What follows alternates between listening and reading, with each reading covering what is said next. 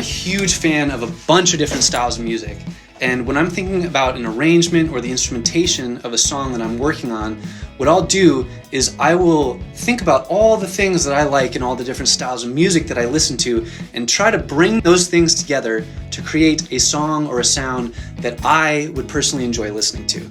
I love orchestral music and strings. I love electronic music with drum machines and synthesizers. I love heavy music like death metal. I love hip hop. I love straight up rock music. So for instance, on Bad Mood, most of the song is sitting at this pretty consistent dynamic level until we get to the bridge, where in the studio we thought it would be really fun to just break the song down to acoustic guitar, drum machine, and vocals. And then slowly bring everything back in, like the strings and the drums and the bass, to end where we started. That one time.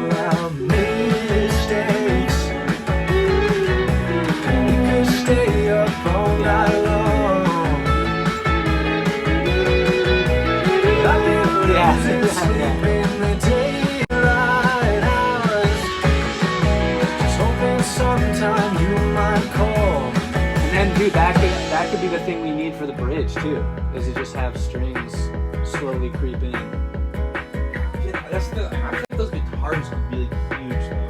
Yeah. You could just like make them sound like that could be the thing. That's just it. Just wait on the way in. Maybe this is a good example. Maybe not the first. City home. What if we did vocal harmonies? Race across the Bay Bridge. Maybe wait for the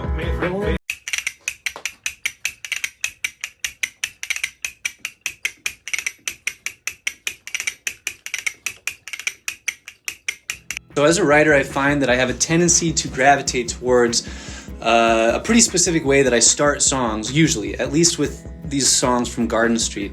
And it usually starts with what I want the drums to do, which to me makes sense because I grew up playing the drums and it's something that I feel really comfortable with. So for instance, on Bad Mood, I think I started with the chorus and I came up with these chord changes that were very much dictated by what I heard the drums doing, which was just this very forward moving beat.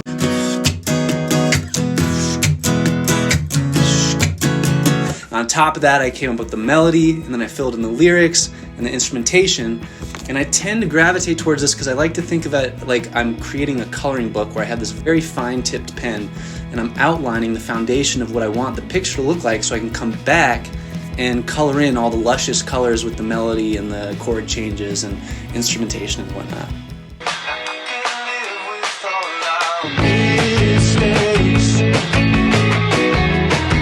Stay up all night long,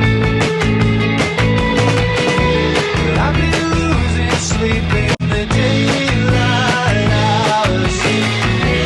Hoping sometime you might call.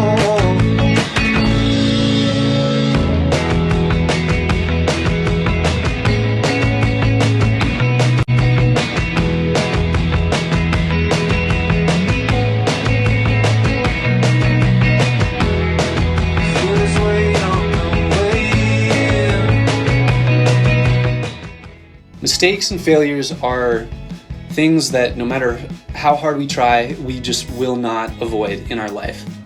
And I think for a long time, and I still do this, I try to go about things like trying to avoid any sort of failure, any sort of mistake, because one, it's uncomfortable, but two, it makes me feel like I'm not good enough or I'll never get what I'm working towards.